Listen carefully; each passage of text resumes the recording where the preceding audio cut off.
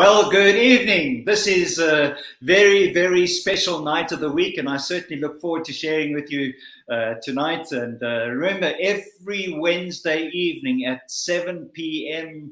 Johannesburg time, we would love you to join us and to share your comments via our YouTube channel. So I'd encourage you to look Map for Life Institute up on YouTube and join our channel so that you can receive notifications of all of our talks. In the year 2022, we're going to be doing many more of these sessions, and I can't wait to hear your map story in the new year. But today, of course, we have 3 days remaining of the year 2021, and I wonder if you are at that place in the year where maybe you've given up on the goals that lie ahead. Or are you still pushing hard so that you can finish strong in this calendar year? I don't know what your story is, but I was spending some time today thinking about the year 2022 that is coming. You see, what's interesting is when a calendar comes to an end, it also signifies the beginning. I was reading some quotes a while ago, and it said there are 2 important days in our life. And the first important day is the day we are born.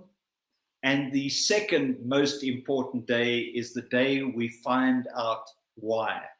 And so tonight's talk is really about you, and I trust that in the year 2022 you will find out your why with absolute clarity, because I am certain that there are many people that will be watching this recording that maybe have a sense, or rather a little bit of doubt, as to what their life purpose is. So my wish for you in the new year is that you will find your purpose and that you'll begin to pursue it with passion and perseverance for life. Because after all, Map for Life is about making life purposeful.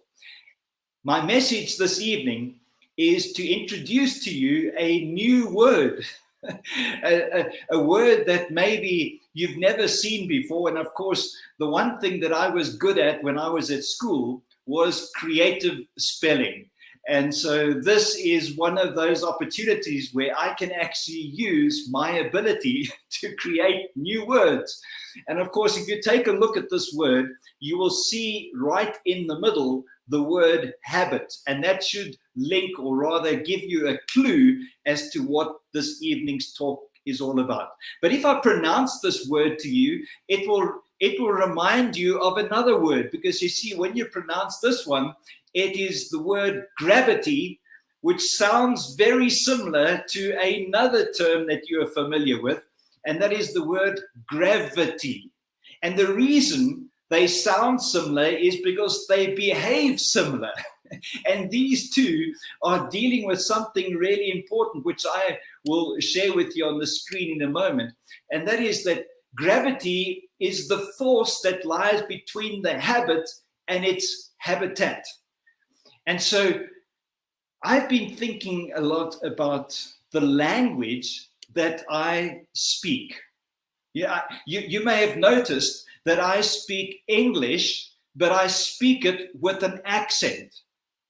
Of course, if you're from South Africa, you won't notice that I speak English with an accent.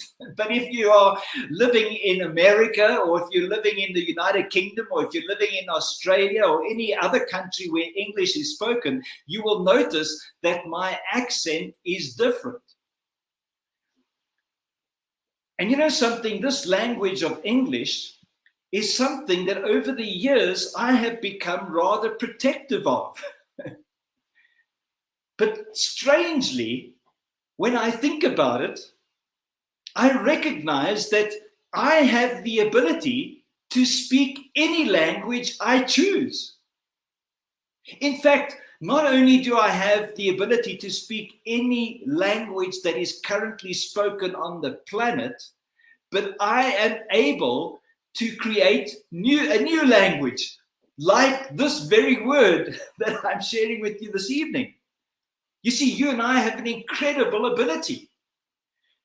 But the thing is, when we were growing up, we were listening to our mother's tongue. And whatever language your mother spoke is the language that you took on. In fact, you were, in a sense, had a language thrust upon you. It was not something that you or I chose. This is the language of the very environment that we were born into. Thankfully, our commission is to leave the environment that we were born into and to go into all the earth. So maybe we're supposed to be learning more than 1 or 2 languages. But I find this fascinating that I speak a language at the age of 50 something that I learned as a baby. I think about other things, not just the language that I have learned, which is my mother's tongue, and I'm sure you also are able to speak your mother's tongue. But I also notice that the food that I enjoy, the food that I like, is the food that my mother used to cook. Isn't it amazing? I mean, you know, a lot of families, the siblings within the family and even their children and their children's children all look the same. And we think, you know, we say to people, the reason they look the same is because of genetics. But the reality is, it's because they love the food that their mother used to cook, and they cook the same food. So not only do we adopt the language that our mother spoke, we also adopt the food, or we take a liking to the food that our mother cooked for us. I mean, this information is critical for us to know at this point, because if we want to change, there are certain things that we have become accustomed to that need to change. We cannot step into the year 2022 expecting different results if we go into the new year taking with us all of the things that we've just become accustomed to. You know, what's interesting is that in the area where I grew up, there's a certain kind of fashion that people wear. And everybody living in that city and in that environment subscribes to that kind of fashion. So not only do we speak the same language and eat the same food, but we also wear the same clothes. In fact, it appears as if we are desperate to be like everyone else.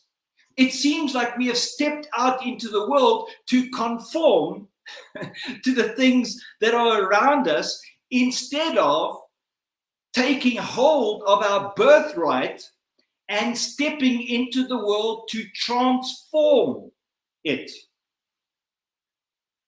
So we have our language, our food, our clothes. If this is the case for you and I, is it possible that maybe the very thoughts that dominate our mind are the result of the topics of discussion around the dinner table?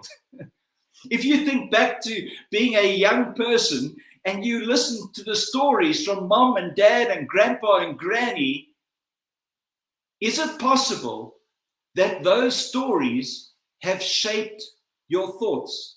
And when I say shaped your thoughts, maybe it's gone beyond just shaping your thoughts. Is it possible that those discussions may have limited your and my dreams? What is it that's going to enable us to escape the force of gravity that we experience because of the habits that we practice, so that we can fit in and conform to the people around us? I think of a great patriarch that many people have read about, and that is the story of Abraham. And you know, Abraham was given a very, very clear instruction to follow before he was blessed. And the instruction was this: leave your father's house, leave your people, leave your nation, and go to a place that I'm showing you, or that I will show you. You know, what's amazing about that story for me is that the message is clear. For you to have a new experience, for you to be able to experience life differently, for you to have the impact that you were born to have in this world, it requires you to leave the habitat that you grew up in. You see, the habitat that you and I grew up in, or the current habitat that we are in, defines our habits. And as I was sharing with you about the language, the food, the clothes, the thoughts that we have, they are all defined by the habitat that we find ourselves in. But our dreams are not in the habitat in which we live. Our dreams are beyond the habitat that we live in. And so we need to realize that our dream is an aspirational habitat. And that aspirational habitat, the one that we want to move to, that one demands new habits. It demands new habits. So the current habitat defines our habits. The new one demands new habits. So for us to experience a new year in the truest sense, we have to begin to practice new habits. And we've got to get rid of some of the current habits that we practice. Otherwise, we will remain in the habitat that we currently live in. And if you're wanting to move out of that habitat into a new one that's defined by your dreams and your aspirations and your hopes, then it's important that we recognize that we've got to begin to practice things differently. It cannot be business as usual. It has to be business unusual. For things to change, you have to change. If I want to keep on getting what I'm getting, I just have to keep on doing what I'm doing. We've heard this before. But now what I'm presenting to you is in the context of habits. You see, gravity holds me to the planet. If I lift up my hands, it appears as if gravity has no effect. I can even lift up one of my legs, and it appears as if gravity has no effect. But let me tell you, if I had to try and lift my other leg, then I discover there is a force that I never knew existed that holds me desperately to this planet. And the same thing happens when it comes to changing our habits. At first, you don't recognize the incredible trap that you are in that is caused by the habits you currently practice. It's only when you want to begin to change those habits that you suddenly find the people around you begin to recognize that you speak with an accent. There's something different about you, and they want you to conform to the way they speak. They want you to conform to the food they like. They want you to conform to the fashion that they believe is right. And you will discover it is difficult to leave the habitat in which you practice the current habits, unless the new habitat that you want to aspire to is so exciting that its gravity is greater than the gravity of your current habitat. And if that is the case, it will pull you towards that new place. It will enable you to leave the comforts of the things that you've become accustomed to. If you if people don't recognize that you have an accent, then that should be a warning sign to you. You need to be a person that others notice because you do things differently. You see, the question is, which habitat is going to be mine in the new year? Which habitat am I going to gravitate towards? Gravitate. I want you to hear the word. That's another word. I'm sure you can spell it. But which habitat are you going to gravitate towards? I want to tell you the answer to that question. And the answer is simply this. You will gravitate towards the habitat that is defined by the habits that you delight in. The habits that give you the greatest pleasure are going to be your trap, or they're going to be your catapult. They're either going to hold you back or pull you forward. So tonight, we have 3 days remaining of 2020, I'm going to keep saying 2020, of the year 2021. 3 days remaining. In these 3 days, let's think clearly about the new habits that we need to create that are aligned with the new habitat that we want to move towards. Because if we do that effectively, then our new habitat is going to be our reality. I look forward to hearing Peter Darrell as he facilitates the panel discussion after the session. So please stay tuned. And remember, every Wednesday evening, we will be meeting at the same time, same place. Join our YouTube channel, click the notification bell so that you don't miss any of these sessions.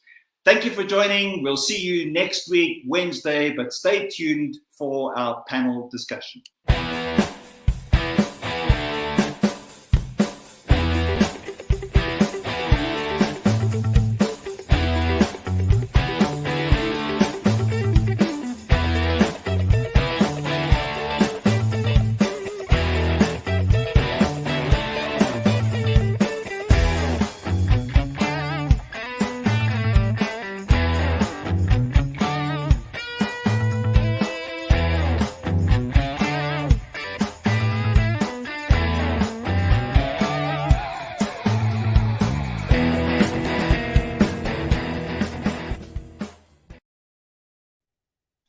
Thank you, Glenn. That was fantastic. You know, folks, I'm an extremely lucky guy. I've been involved with Map for Life since the year Christmas 2000. The first edition of Map for Life was not actually called Map for Life. It was simply Journal 2000, subtitled My History in the Making. And I was given this book as a Christmas present in the year 2000. And it changed my life simply because I worked through the program. And as I was working through the wheel of life, I put down things that I wanted to happen in my life. And a complete change took place. So when Glenn talks about habitat and habits, and I'm just a groupie, because it changed my life so drastically, and it hasn't been the same since the year 2000. I'm a believer in the product, and I'm a believer in exactly what Glenn's been talking about, habits and habitat. And I could carry on talking about it for a long time. But we've got a wonderful panel. You know, and what I really like about it, it's a true international panel. And we've got Heather from the UK. Heather's just appearing on the screen. And then we've got Norman coming in from Botswana, or Gaborone in Botswana. And I'm hoping that you're going to pick up 3 very distinct, different accents. But I'd like to ask both Heather and Norman tell us what Map for Life has done for them and what change it's brought about, what they've done about habits. So Heather, over to you, ladies first. Well, thank you, Peter, and it's great to be on again. I was introduced to Map for Life many, many years ago, early 2000s, by my brother. And it's one of those things which I started put off. Then I found a book, a 2003 copy of the Map for Life in Gordons Bay when I was on holiday, and looked at it, put it down. But, you know, when I was ready for it, ready to receive it, that's when I actually worked through it. So I'm just really excited to have gone through the various programs with Glenn. But his talk today, you know, gravitate versus gravitate. You know, gravitate, yes. Take hold of, grab, whereas gravitate, move towards. Thrilling. Really exciting. Can you talk of any specific change that you've made and what it's done for you? Well, I was able to change my to-do list into a today list. And I was able to start working towards my goals, because prior to that, I had a goal card, and I believe in having goal cards, but I carried it around with me for many, many years. It was only until I started using the map, and actually it's an accountability book, you know, because it's got dates, times, refers you to different pages. So it's actually an accountability book for me, that I started using that I started changing certain habits. Oh, wonderful, so, wonderful. Yeah, really great. Norman, what about you? How did you get involved with Map for Life, and what has it done for you?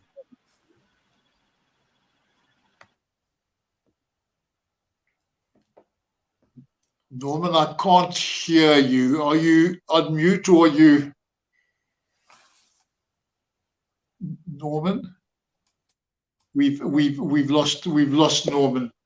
I had a lovely chat to Norman before we got started, and just heard about how Norman had been involved in a couple of our Dreams programs that we've done elsewhere, and I was hoping to get him to talk about those. Is there anything else you'd like to add to the question of habits? Well, I was just wondering what you thought, Peter. Like, is it easier to instill a bad habit? Do you pick that up quicker than to instill a good habit? Or is it roughly the same? Because I've just been playing around with that in my mind, thinking now, like, you know, like if you wake up 3 o'clock in the morning by mistake one day, for the next few nights, you wake up at 3 o'clock in the morning. So you've kind of like developed a habit very quickly, a bad habit very quickly. Yeah, when it's a good habit, does it take the same amount of time? Just. I think the difference. I think the question of our comfort zones is which plays a part, and often in that comfort zone space, that's where we pick up the bad habits. We're not even aware that it's a habit. But as you say, you have a couple of mornings, you wake up at 3 o'clock in the morning, and you drift into it. And I think a lot of it is a drifting thing. It's not done intentionally, but it's drifting in there. And I think that's why the bad habits become difficult. I was involved in a little course today, and the facilitator spoke about making changes now, to pick up a couple of changes during this period, and it was a 5-day course. And she started off to say one of the things that she wanted to do was start off to fast for 1 day. That she picked up a book and spoke about a 5-day fast. But she started just to say, I'm going to fast for 1 day. And it's a case of today was day 3 of it. How she's gone through for 3 days now, hoping to, and she's planning to now make it a complete 5-day fast. But it was a case of just starting to do something new and hope to continue it. And I love little idea of, and it ties in with what Glenn was saying. We want to do something different next year. Let's start now. Let's make a difference. Let's start and get something going. Norman, are you here and can we hear you? Yes, I'm here. Oh, wonderful. Norman, would you, my question earlier was, how did you get involved with Map for Life and what has it done for you? All right. My first encounter with Map for Life was in 2003. And, you know, it was through a friend who then gave me a copy. And upon seeing it, the first immediate person I shared it with was my wife. And we quickly jumped onto the next program, mastery program that Glenn was running. And the impact was enormous in the sense that particularly, you know, when you're a couple, you tend to draw one another to, the stronger character tends to draw the other to their way and what they would want to do. But with Map for Life, it suddenly demystifies your individualism. And you begin to respect that indeed everyone has their own vision and a place to go. And this ties in a little bit with habits in the sense that, you know, habits are so strong that my habits can easily flow to the people that are around me. Yeah. And the reverse is equally true. Their habits can draw me towards them. And therefore, the ability to clear that noise around further understanding who you are and the direction you want to go and adopting the relevant habits that will take you there becomes key.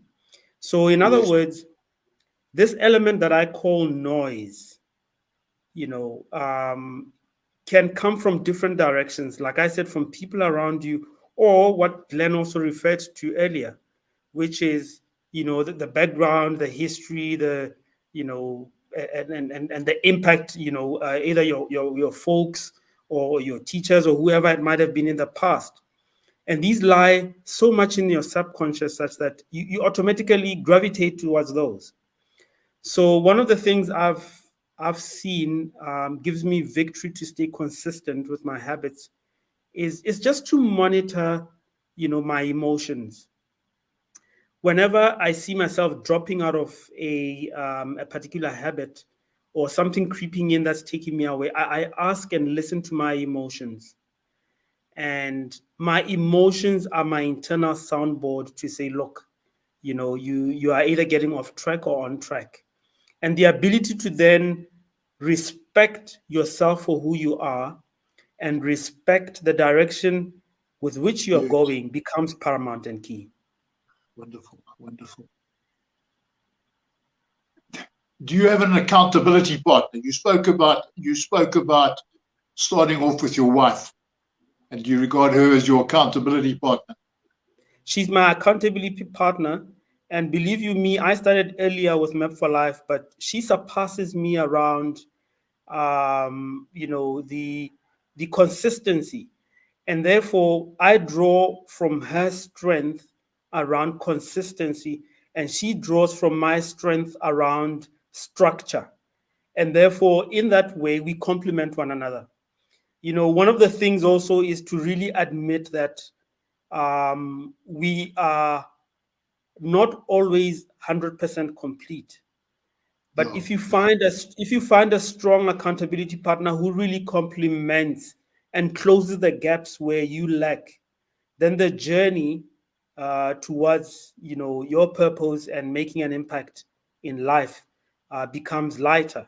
And you also get encouraged as you take it along, and you have your accountability partner pushing you and making you account for the things that you agreed you would do.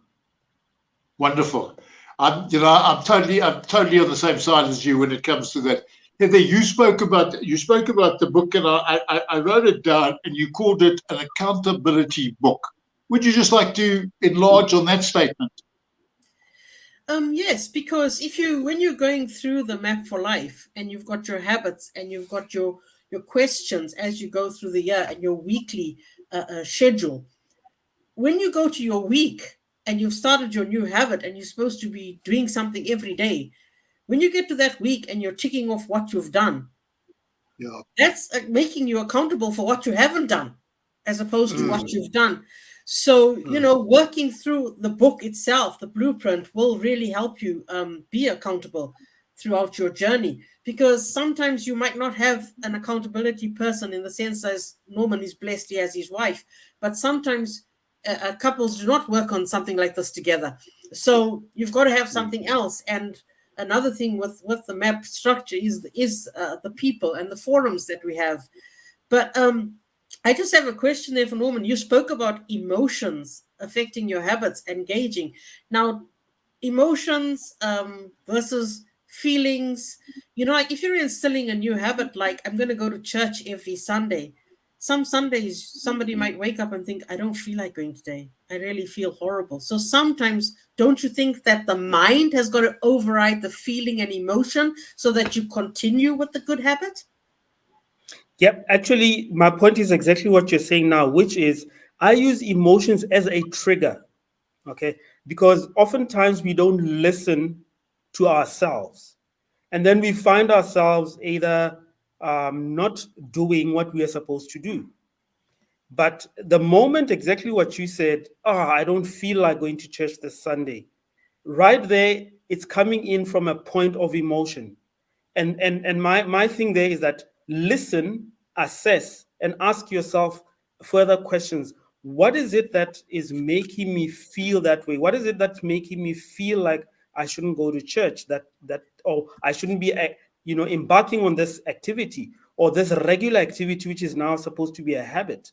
Why is it that I don't feel like jogging this morning when I should? Okay, and the ability to take steps back and say, what could it be? You might find that it could be, like I said, influence from somebody, which is negative influence, or it could be something historical from way back from your childhood that keeps pulling you back. And in that way, you suddenly become a master of yourself by listening in closely around who you are and what your emotions are saying. Thank you. That's great clarification, for people who are watching as well. Yes, yes. Heather, you've got a map cafe or a map group. Could you just tell us a little bit about it and what you do about accountability within the group? Well, our map group meets once a week, and every week we do a talk and we do a challenge. And then the following week, we get back to each other and we sort of like talk about how we were able to do the task that was that week. So, for example, when we spoke about having a proper morning routine and changing our routine, so that included things that were important, that were setting us up for a good day. And, for the next week, we'd say, right, how did you do? What did you find worked for you? And you see, so having these Map for Life cafes is another way of being accountable to each other. And Norman, have you got a group like that? Yes, we have a group like that, but it's tied around the goals. So in other words, there's a group of about 10 of us, but then what we've done is, from an accountability point of view, we are accountable around goals that are similar, purely because there's also the opportunity to then learn one from the other around the challenge that they're going through. So indeed, that propels one to go ahead. Actually, it even becomes a what would I say, an energy source, because everybody shows up in a manner that has a lot of energy. So whilst one may have low energy at a particular point in time, you then draw from your accountability team, and you move on and you move forward to the goals that you have agreed that you will be embarking on. We talk about it, Santon. We talk about ours being the real map cafe, and it's real in that we focus on results, which is part of what Norman has said. We focus on encouraging one another. And then the key thing is that we hold one another accountable.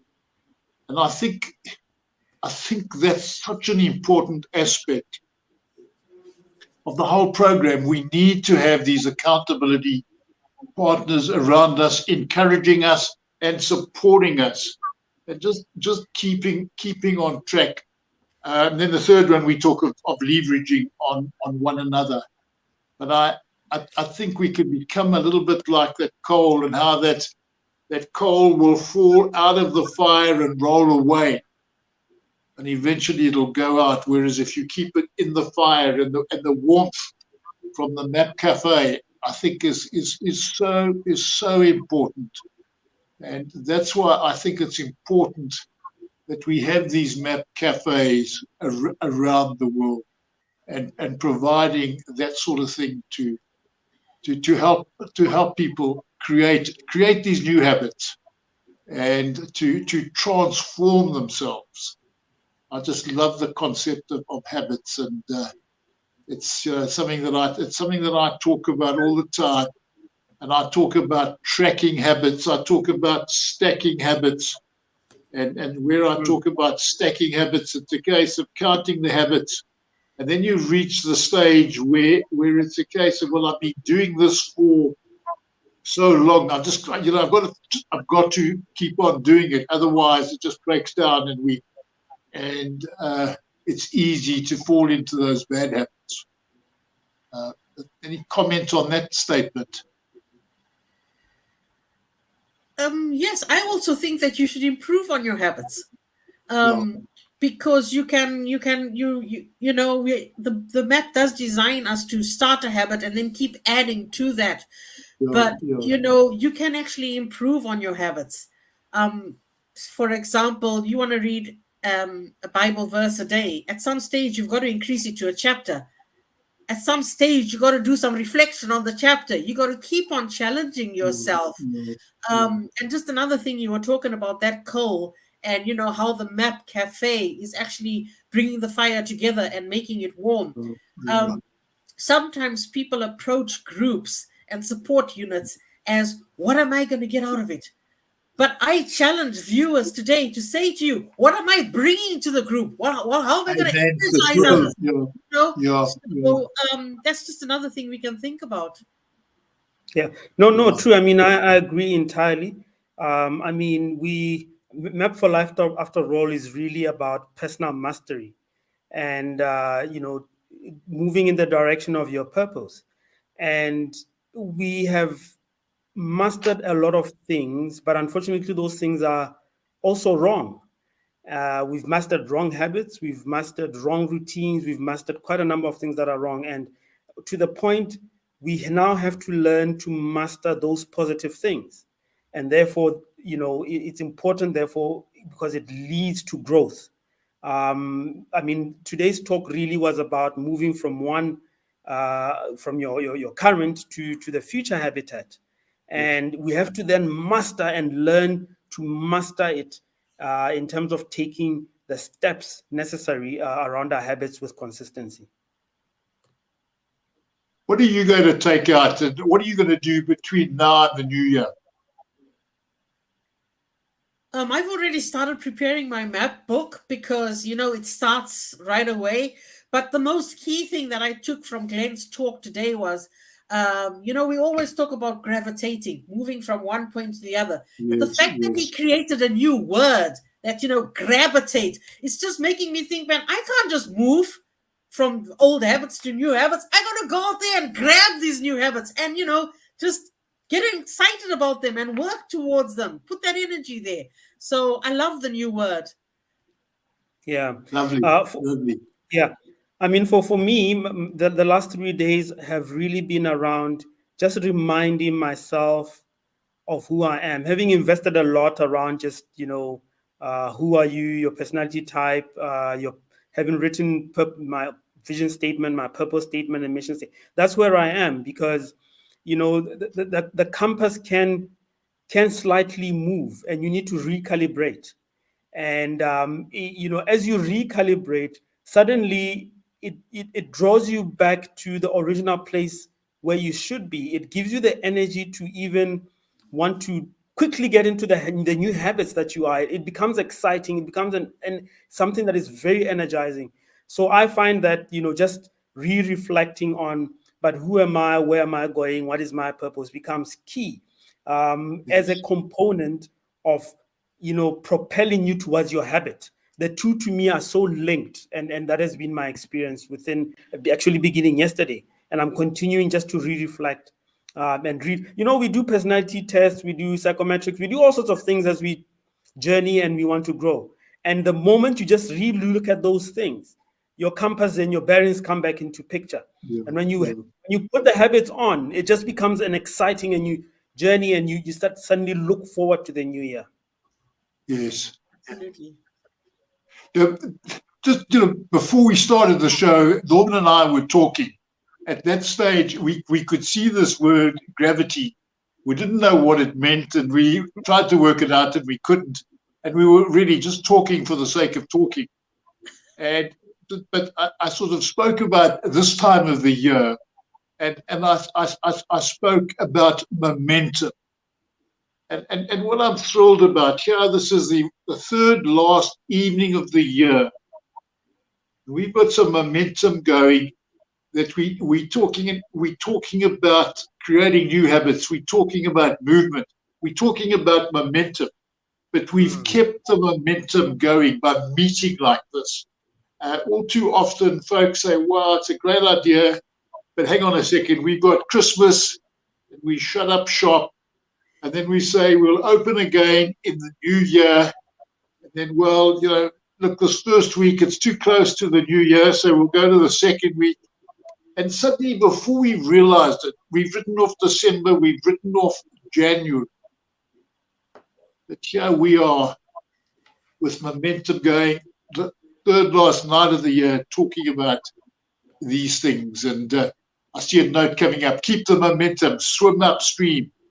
And I think it's a key aspect. Any comments on that, Heather? Well, I just get excited when you said to me now that there's still 3 more nights to go. I've got a few goals I haven't yet reached, Peter. I've still got 3 more days. Well, let's see, Thursday, Friday. I've got some time. I can get there. So, it's not the time to take your foot off the gas. Gosh, I got to just go for it now. I had an exciting day today. I've got 2. I don't want to call them street children because they're a little bit more than children. But I call them my 2 scollies, and I meet with them every Wednesday at lunchtime. And it's been a slow process, but suddenly we created momentum today. And it's been so wonderful to see these guys. We've started a little business, and they can see they've got hope in the future because we're putting into practice this question of a dream, aspiring to something, and putting a plan together. And they've implemented the plan starting from today. And it's so exciting to go into the new year with this brand new venture. And so I'm excited about that going forward. Norman, I spoke earlier about the Dreams program. Have you been involved in the Dreams program? And would you like to, if you can, could you share anything about it? Yes, I've been involved in the Dreams program. It's such a powerful program in the sense that I'm trying to look for an equivalent. Some go into programs that are like boot camps, and the Dreams program begins with a boot camp of a powerful. Mine was 3 days. A powerful, journey of Map for Life, its history, what it does, and how, as a tool of going about life, is such a powerful tool. And in there is a lot of exercises, a lot of motivation, but also very practical planning that you walk away with, and you leave equipped. And the most captivating component of it is where each one then comes in and states what it is that they want to do, and it goes on video, it gets recorded.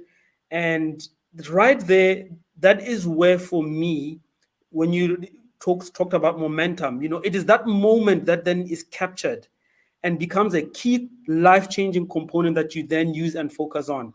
So after the Dreams program, then everybody then tends to then walk away to go and accomplish that which they said is key to who they are and where they're going in terms of their journey of life, with the greater vision of not looking at yourself, but how you can impact lives and make a difference in people's lives.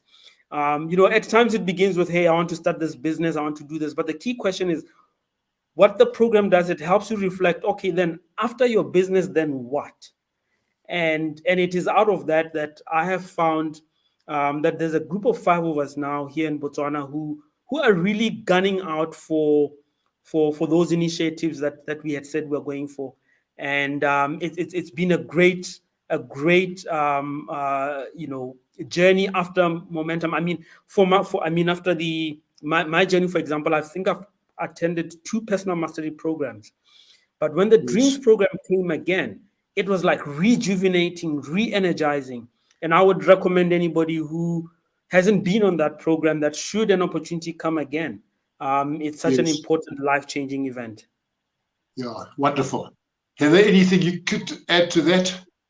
No, I'm not familiar with the Dreams program, but now you've got me excited. That is something we've got to get going here as well.